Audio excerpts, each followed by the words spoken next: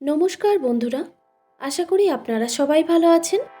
আর পূর্বাস কিচেনে আপনাদের সবাইকে স্বাগত জানাই। আজকে দারুণ স্বাদের একটি সম্পূর্ণ নিরামিষ কাঁকরোলের রেসিপি নিয়ে এসেছি, যেটা আপনারা যে কোনো নিরামিষ দিনেই খুব সহজেই বানিয়ে নিতে পারবেন। তো চলুন বন্ধুরা, আজকের রেসিপিটি শুরু করা যাক। নিরামিষ কাঁকরোলের রেসিপি বানানোর জন্য আমি 250 গ্রাম কাঁকরোল এই রকমভাবে কেটে নিয়েছি, গোল গোল করে, আর একটু মোটা সাইজেই কেটেছি। আমি কাঁকরোলের কাঁটাগুলো কিন্তু চেঁচে বাদ দিইনি। আপনারা চাইলে কিন্তু কাঁটাগুলোকে একটু চেঁচে পরিষ্কারও করে দিতে পারেন। আর আমি এইভাবে কেটে নিয়ে পরিষ্কার করে ধুয়ে নিয়েছি। এরপর দিয়ে দিলাম স্বাদ মতো নুন আর সামান্য পরিমাণে হলুদের গুঁড়ো। এবার নুন হলুদটা খুব ভালো করে মেখে নিতে হবে।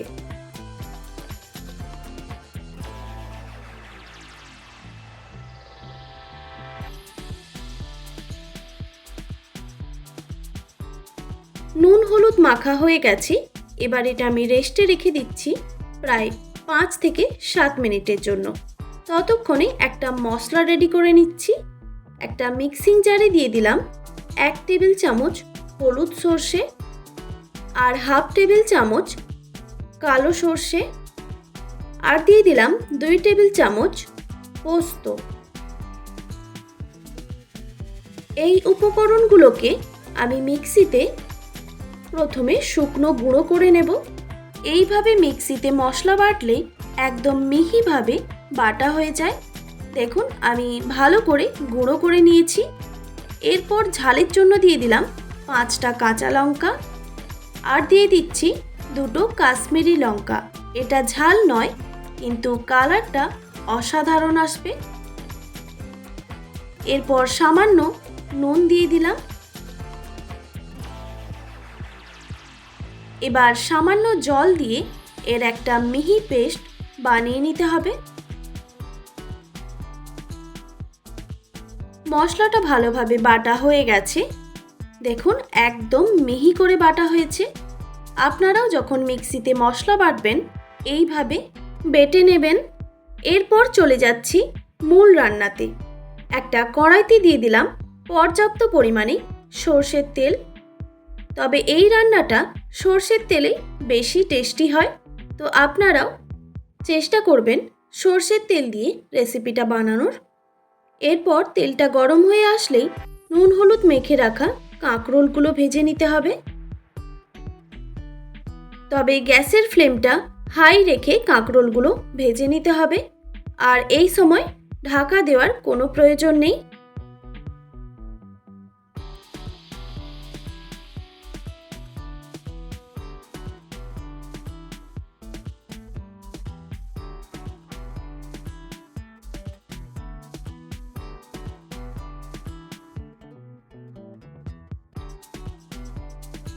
কাঁকরোলগুলো লাল লাল করে ভেজে নিয়েছি। এরপর তুলে নিচ্ছি।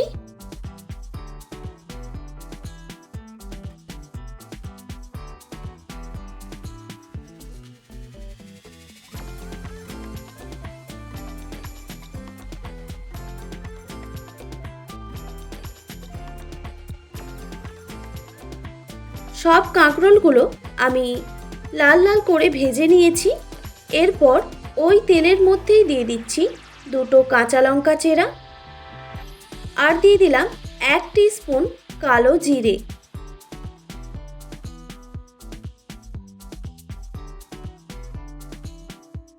কালো জিরে আর কাঁচা লঙ্কা কয়েক সেকেন্ড ভেজে নেওয়ার পর দিয়ে দিচ্ছি মিক্সিতে বেটে রাখা মশলা।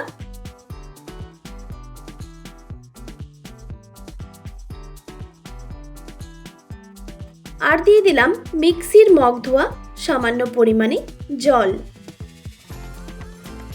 এরপর মশলাটাকে খুব ভালো করে কষিয়ে নিতে হবে, যতক্ষণ না মশলা থেকে কাঁচা গন্ধটা চলে যাচ্ছে ততক্ষণ মশলাটা কষিয়ে নিতে হবে। 1 থেকে 1.5 মিনিট টাইম নিয়ে আমি মশলাটা কষিয়ে নিয়েছি। মশলা থেকে তেল ছেড়ে দিয়েছে। এরপর দিয়ে দিচ্ছি 1 মুঠো নারকেল কোড়ানো। এটা অবশ্যই ব্যবহার করবেন, তাহলে এই রান্নার স্বাদটা কিন্তু অসাধারণ আসবে। আর সামান্য পরিমাণে দিয়ে দিলাম চিনি।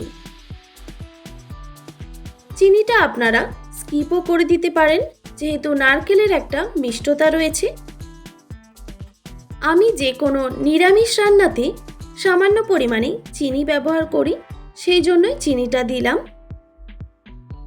নারকেলটা দেওয়ার পর আরও কিছুক্ষণ কষিয়ে নিয়েছি। এরপর দিয়ে দিচ্ছি 1 বাটি জল। তারপর ভালো করে মিক্স করে নিতে হবে।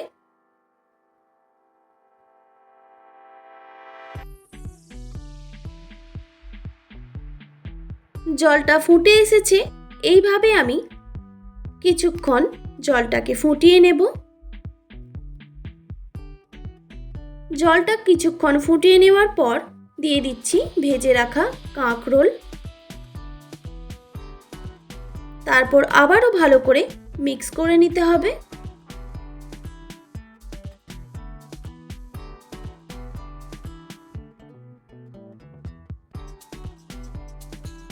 কাঁকরোলটা দেওয়ার পর আরও কিছুক্ষণ আমি ফুটিয়ে নেব।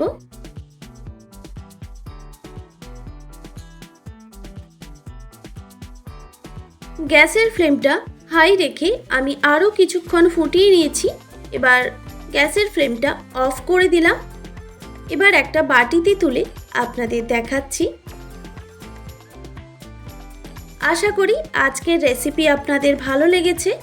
ভালো লেগে থাকলে অবশ্যই একটি like, comment, share and subscribe করে দেবেন। আর পাশে থাকা বেল আইকনটিও প্রেস করে দেবেন, তাহলে নিত্য নতুন রান্নার ভিডিওগুলি আপনাদের কাছে পৌঁছবে। ভালো থাকবেন, সুস্থ থাকবেন। দেখা হচ্ছে নতুন কোনো রেসিপি নিয়ে। আর এতক্ষণ আমার সঙ্গে থাকার জন্য আপনাদের সবাইকে অনেক ধন্যবাদ।